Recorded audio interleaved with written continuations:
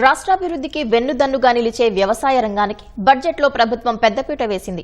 సాగుకు సాయం చేస్తూ అన్నదాతకు ఊతమిస్తూ 48,341 కోట్లతో వ్యవసాయ పద్దును ప్రవేశపెట్టింది. స్వర్ణాంధ్ర 2047 లక్ష్య సాధనలో భాగంగా వ్యవసాయ రంగంలో 15% వార్షిక వృద్ధి సాధించడానికి 11 వ్యవసాయ పంటలను గ్రోత్ ఇంజిన్లుగా గుర్తించిన కూటమి సర్కార్ అధిక దిగుబడులు సాధించేలా ప్రకృతి వ్యవసాయాన్ని చేపడతామని అసెంబ్లీ వేదికగా ప్రకటించింది.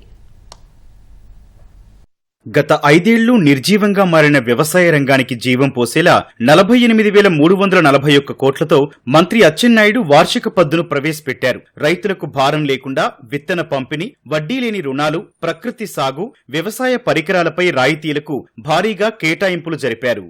ఏపీ మార్క్ ఫెడ్ ద్వారా 2 లక్షల మెట్రిక్ టన్నుల ఎరువులు, బఫర్ స్టాకుల నిర్వహణకి 40 కోట్లు బడ్జెట్లో ప్రతిపాదిస్తున్నాం. వ్యవసాయ యాంత్రీకరణ అవసరం. 2025-26వ సంవత్సరంలో కూడా ఈ కార్యక్రమం కొనసాగించడానికి 139.65 కోట్లు ప్రతిపాదిస్తున్నాం.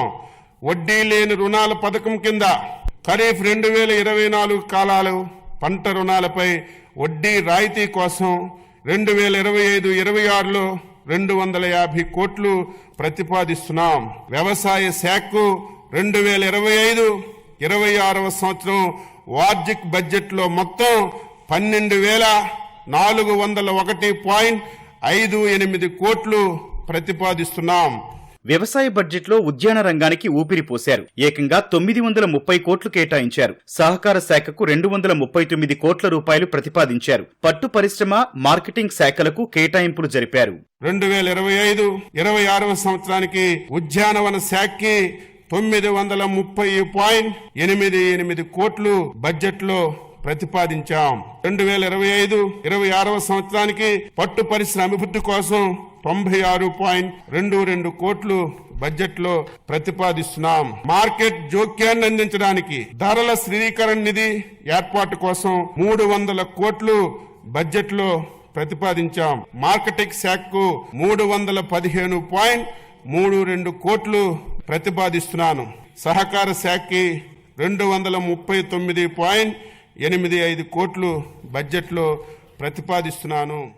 వ్యవసాయ అనుబంధ రంగాలకు బడ్జెట్లో ప్రభుత్వం సముచిత స్థానం కల్పించింది. పశుసంవర్ధక శాఖకు 1112 కోట్లు, మత్స్యరంగానికి 540, ఆక్వా రంగానికి 417 కోట్లు కేటాయించారు. పశు సంవర్ధక శాఖకు 1112.07 కోట్లు బడ్జెట్లో ప్రతిపాదించాం. సముద్ర మత్స్యకారులందరికీ నిషేధ కాల భృతిని పెంచడానికి ప్రభుత్వం కట్టుబడి ఉంది. ఇందుకు గాను 1,22,968 మంది మత్స్యకారు కుటుంబానికి 20,000 చొప్పున 245.936 కోట్లను ఈ ఏడాది వేట నిషేధ కాలానికి ముందే విడుదల చేస్తున్నాము.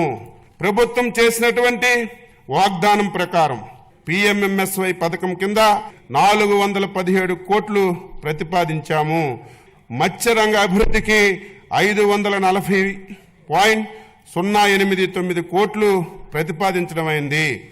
ప్రభుత్వం రైతులకు తీపి కబురు చెప్పింది. రైతులకు 9 గంటల ఉచిత విద్యుత్ పథకానికి 12,773 కోట్లను కేటాయిస్తున్నట్లు మంత్రి అచ్చెన్న ప్రకటించారు. ఉపాధి హామీకి 6,000 కోట్లు ప్రతిపాదించారు. సాగులో నూతన విధానాలు ప్రవేశపెడుతూ రైతుల శ్రేయస్సు కోసం కృషి చేస్తోన్న వ్యవసాయ వర్సిటీలకు పద్దులో చోటు కల్పించారు. రైతులకు 9 గంటలు ఉచిత విద్యుత్ సరఫరాకు మన ప్రభుత్వం కట్టుబడి ఉంది. అదేవిధంగా ఆక్వా రైతులకు 1.50 యూనిట్ ధరతో విద్యుత్ సరఫరా చేస్తుంది. 2025-26వ సంవత్సరానికి ఈ 2 పథకాల అమలు కోసం 12,773.25 కోట్లు ప్రతిపాదిస్తున్నాము. ఉపాధి హామీ పథకం కింద వ్యవసాయం అనుబంధ కార్యక్రమాల కోసం 6,026.87 కోట్లు ప్రతిపాదించాం. NTR జలశ్రీ అమరకు బడ్జెట్లో 50 కోట్లను ప్రతిపాదిస్తున్నాం. రాష్ట్ర ప్రభుత్వం తరపున వ్యవసాయం మరియు అనుబంధ శాఖల బడ్జెట్ కింద 48,341.14 కోట్లు ప్రతిపాదిస్తున్నాను.